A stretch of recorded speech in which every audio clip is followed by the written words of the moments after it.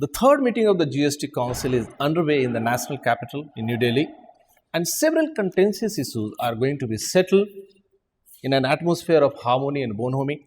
Of course, the dispute is a part of democracy and democratic culture. There are several issues where states are playing very critical role in the making of the GST. We have today with us the Gujarat VAT Commissioner, Dr. P.D. Vaghela. Thank you, sir. Let me welcome you to Rubaru. I would like to start with, sir, of course, the entire country is looking forward to hear what is going to be the GST rate. Of course, GST rate structure is the one which GST Council is going to discuss and debate and finalize, and that happens to be the most consensus issues. Of course, the later on the commodities, etc., the specific rates, other things will come. So, sir, but you tell us generally, sir, that of course the council will decide most of the things, but from Gujarat side and other states have also proposed a couple of models. What kind of a structure, sir, you are looking at? See, when you fix GST rate structure, there should be three considerations. Consideration number one is that it should not be regressive to the poor and common man, right? Second consideration should be that the states and the center should be getting the revenue which they are getting today, right? And third is that, you should put the rate structure in such a manner that it does not result into inflationary pressure when GST is introduced. So, basically we believe that, that whatever rate structure we fix, it should be based on these three principles. Absolutely, sir. But sir, there is little pronounced concern from certain sectors, like particularly the demerit goods sector appears to be a little more worried than others. So, demerit goods as such, what principles are you are going to apply to deal with the demerit goods? See, as far as demerit goods is concerned, it will be discussed in the GST Council. But basically, the proposal which has been come before the GST Council is with regard to, 4 rates. That is 6%, 12%, 18%, and 26%. But the idea is basically, see, even today, there are certain demerit goods like tobacco or even, luxury cars. They are being, taxed on a slightly higher rate under the VAT and the, excise regime also. So, a call has to be taken that if you don't want to be regressive on the poor and common man, there has to be a certain higher rate for the demerit goods. But that a call has to be taken by the council. Absolutely, sir. So apart from this rate structure, what are the other key issues where you are going to see? One very important issue is about dual control. See, a transaction is single. Both on the single transaction there will be GST and the SGST and the CGST. So it is it is believed that why two authorities should be deciding on the same transaction, and there can be contradictory decisions also. So from the very beginning, states and even now center believes that if we can remove this dual control and we can reduce this dual control to the maximum extent, it will be really beneficial to the taxpayers. Absolutely. So models have been proposed. We also have proposed that there can be, as far as audit is concerned, there can be division of the audit work between the center and state. So there will be, they both can do the audit on the both taxes. A single authority can decide. That means SGST officers have to be given power of CGST Act, and CGST officers have to be given power of the SGST Act. So accordingly, I think the two models. One model is that it should be vertically divided. The taxpayers. So if taxpayer have some problem, he can go to the prefixed authority. There is another model that you need not divide the taxpayers into two, but only because most of the work will be done on the portal. Actually, physical interface is now minimal except refund and audit. So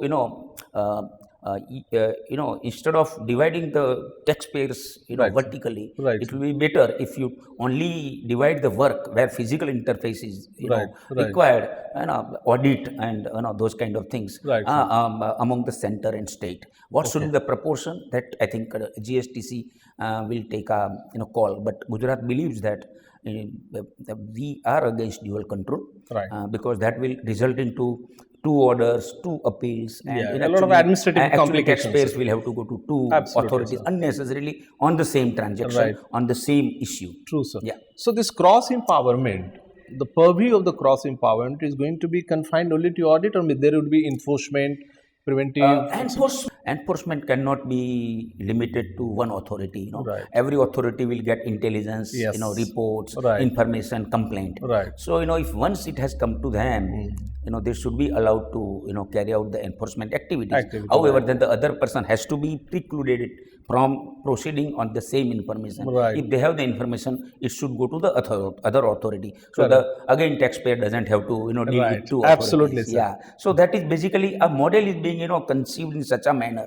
The taxpayer is put to minimum difficulty. That Absolutely, is the idea. sir. But what happens in case of enforcement? What I have seen in 2.5 decades, that the informer quite often happens to be the same, and he shares the information with 2 different authorities. So the one which moves fast and first, naturally, that. So how to avoid this kind of situation, sir? See, but I don't think that should happen. See, actually, portal is going to do most of the, I would say, preventive and enforcement activity. See, suppose a person has not paid taxes, the portal is going to, deal with that. Flag that. So, and the portal will also, carry out necessary, transaction in form of, penalties or reversal of the ITC and all that. So now what remains? So that, remains is with regard to those transactions which have been not reported, and you come to know about that. See, it has not come on the portal in form of returns. So naturally, those are the transactions where you have to carry out enforcement. So I basically don't see any competitive edge, because generally enforcement activities, as far as Gujarat is concerned, for example, we don't allow anybody to carry out any enforcement activity. They cannot visit any taxpayer unless it has been approved at the highest level. And when we give approval, it is based on intelligence and concrete evidence. So that excludes any possibility that the lower officer will unnecessarily harass the taxpayer. And I think that is the principle also accepted in GST. And that is the thing in excise also. It is done with lot of care and lot of sensitivity. Otherwise, it can be misused. But that will not happen. That will not happen. That I'm sure. So that brings us to the issue of this retention of services by the state, by the center. So how the states are, what models you are proposing? Discussion will take place, because the states want that services also they should have a say, and at the time center also says they should have say on the goods. In the end, see, what is important is to implement the GST in such a manner that taxpayers are not put to difficulty. That is one thing, and secondly, everybody works in a win-win situation. What about this compensation issue? Apparently, the Union Finance Minister yesterday, while talking to the media person, said see, naturally, if GST is implemented, centers, states will be losing CST, right? And it's likely that in the beginning there may be some gap between the actual revenue and the revenue which the states are getting. So now it's a matter of history that Constitution Amendment has accepted the principle that there is any loss to the states, it will be compensated for 5 years. And how exactly the exemptions are going to be taken into account? See, let me tell you, as I understand, almost 56% of the items which are on CPI, Consumer Price Index, will be exempt. That basket, yes. That basket, that will be exempt, right? Also, you should, we should know that now the exemption limit is threshold limit is now 20 lakhs. So below 20 lakhs, they don't have to pay any tax. They don't have to get registered. Yes, but I'm talking about the exemptions, certain exemptions of subsidy, like VAT subsidy. That is called incentives being given to the industries, the revenue foregone and incentive, So there are 2 types of incentive. One is geographical region-based incentive which are being given by the center. Right? For example, Gujarat, they had Kutch incentive policy after the earthquake. Same way, Himachal Pradesh, Uttarakhand, Jammu Kashmir, and some northeastern states they have. And one is, the incentives which are being given by the states. It's a state specific. See, the idea is that you cannot vitiate the GST processes by bringing incentives into the working of the GST. So now that decision has been taken that whatever incentive, whether the center or states want to give, if they want to give at all, so they will pay on their own. That has to be paid by making a budgetary provision, and GST process should not be touched. So this refund mechanics will be the same, sir, for all the states. How the after the budgetary provisions are made for giving incentive to certain states. Let's say, for instance, Gujarat decides to give incentive to a particular sector. So once, you are going to collect the tax first, and then you are going to refund it to that sector. So refund mechanism, how this is going to be worked out? No, that I think every states will have to take a call. But basic idea is like this: that they will make a budgetary provision. As far as tax authorities is concerned, they will collect the tax. So what about, sir, while talking about compensation, sir, what kind of revenue loss Gujarat fears? How much revenue? Gujarat, basically, we will have revenue loss in the form of CST only, because now this is a destination-based GST. Right. So we are getting 2%. Now we are manufacturing states. Right. So large portion of lot of commodities is being either going as interstate supplies or is being exported. As far as export is concerned, again, we used to give the refund, full the refund, because we cannot impose taxes on export. Absolutely. And interstate, for example, we had the taxes at the rate of 5% or 15%. So whatever taxes we had collected at the level of input tax, naturally when it goes out of the state, we can only collect 2%. The remaining we have to give as a refund. But this 2% was a huge amount for Gujarat. But then we should also understand that we will have share in the services also. So it is presumed that our losses will be cut off. But it may get reduced. But if it does not get reduced, there is always a compensation formula for 5 years. And within that 5 years we will see how Gujarat is doing. And then accordingly we will take a call. But did you project, sir? Did you project what will be the loss? The revenue loss. I'm sure. Revenue loss is 2%. Gujarat will be losing around 10,000 crores. 10,000 crores. So collectively, sir, if you look at VAT, you look at entertainment tax, you look at entry tax, etc., the entire thing, the total kitty, sir, how big is the kitty of Gujarat, sir? Yeah, see, actually our total revenue is around 47 to 50,000 crores. Of that, if you consider GST goods only, that is around 35,000 crores. 35,000. No, that's a huge amount. That's a huge. So the entry tax part, that also used to... See, in Gujarat, entry tax, as far as entry tax is, ours entry tax is VATable. That you pay the tax, but then you get, it adjusted against the output tax. Unlike other states where entry tax is additional duty. I see. So this is a VATable tax. That is the difference between Gujarat and other states. Right, sir. Okay. So, now, sir, let me take you to the model law, where, of course, the Gujarat has taken lead in terms of contributing to finalization of model law. What is going to be the salient feature now, sir? See, GST law, though, it is already in public domain. Right, sir, correct. Right, and then after that, lot of suggestions were received. Right, sir. Right, and now we have put 5 rules also in the public domain. Right, some of the suggestions we have received. By and large, law and the rules both have been, received with lot of, with a lot of positivity. However, there are a lot of issues which have come up, which some of the issues are really very important, and we should consider it for the, taxpayers, benefits. And some of the, issues are such which are basically procedural. So we are working on that. There is 2 committees, and these committees will look into that. And I think in the end, whatever law comes, it will be a law which will be for the nation. And I think, it will be a law which will transform the economy. So are you going to address the concern of good number of service tax assessees which are having centralized registration? Because now they have to register in every state, then the multiple returns, etc. Our GST is different from other countries in the sense that we have a federal structure. You should understand, Australia, for example, there they had the power, the central government had the power to impose, tax on goods and services. Here we had a problem Here the states had the power to impose taxes on the sales, right? Sales right. of goods. And the center had the power of imposing tax on services. Right. Now, if you now want to create a GST structure, naturally, you have to consider both the aspects. So naturally, whatever structure you bring in, you have to consider that states can, state registration cannot be whisked away, Right, and correct. returns cannot be whisked away. Right, so So there that is- way you see excise, there used to be a central registration, but people used to take multiple registration also, manufacturers. True, sir. So services, they had a central registration because there was only central law. So Right. now they have to take multiple registration. But there are certain issues. On that issue we can work, then we can solve that problem. However, if they still think, their main worry is about audit, Right. that audit will be by two authorities. That So is being sorted that out. can be taken care of. Right, That can be taken absolutely. care of. It is not a very big issue, but it cannot be, extended to all the service taxpayers. Absolutely, Small taxpayers who are present only in, 2-3 states. Right, I think they correct. should get registered. But sir, how do you visualize the challenges for small taxpayers like MSMEs, for instance?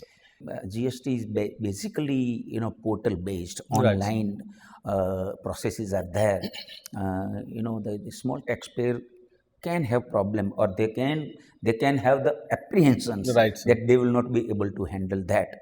But see, in Gujarat, for example, in our VAT regime, our all the tax returns online. Right, Our sir. registration is compulsory online. Online. Right? Our refund is online. Almost all our processes are online. Even movement of goods is online. E-permit system we have. Many states, Maharashtra, Karnataka, Kerala, and many other states. All other states also have started following, and many of the states have most of the processes are online. Right. Some of the states, they will require. Some small taxpayers will require handholding in the Right. beginning. So we are going to have facilitation center for them. Okay. So these facilitation centers will be run by the state and center together. So they can go there. They can give their application for registration online there. Right. They can make their payment, right? And they can file their return. This facilitation center will help them. So, sir, at the stage of finalizing the policy, the rules, the law, etc., I'm sure, sir, the policymakers must have taken a look at the overall matrix of compliance cost. What should be the percentage of the profit of a business enterprise as a compliance cost? Normally, global See, I think studies. GST compliance cost is going to come down heavily if you know that how many taxes are now getting subsumed.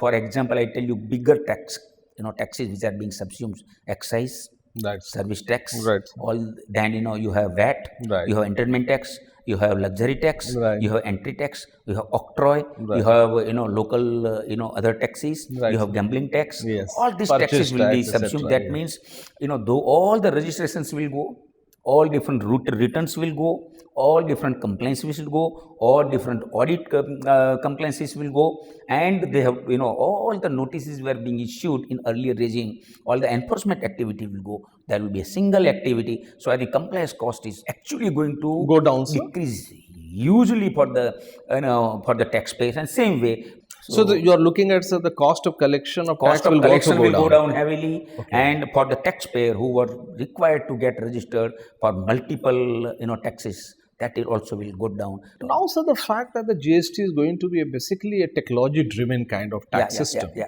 So, how exactly, sir, you are going to make use of the existing manpower, the state VAT officials? You have a large number of workforce. See, as far as states are concerned, we already and even center, we had already embarked on converting most of our processes into computer-based processes. Right, sir. So whatever manpower, for example, Gujarat has, our manpower is one of the lowest, Right, because we in 2008 when we started computerization, we have never increased our manpower since 2008. Okay. Yeah, we have never increased, and so is the case with most of the states. Right. So whatever manpower is there, even with additions like service taxpayers entering into, and if you have cross empowerment further, the work will be distributed. Right. So I think the present manpower may be required. Maybe there may be some requirement for additional manpower in the. So, you are, sir, building your own IT backbone, or GSTN is looking No,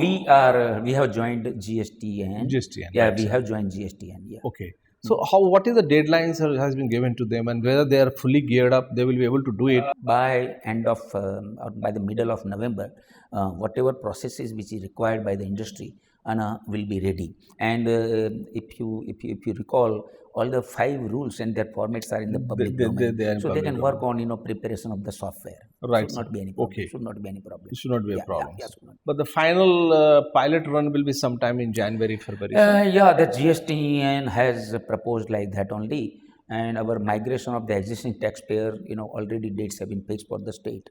For example, Gujarat, we will start from 15th November. 15th of So, November. 15th November. What is the tax base for Gujarat, sir? How, I mean, presently in the VAT regime and I told including you, around 50,000 crores total. the revenue and the total number of revenue. taxpayers, sir? Number of taxpayers, Gujarat is 5,78,000.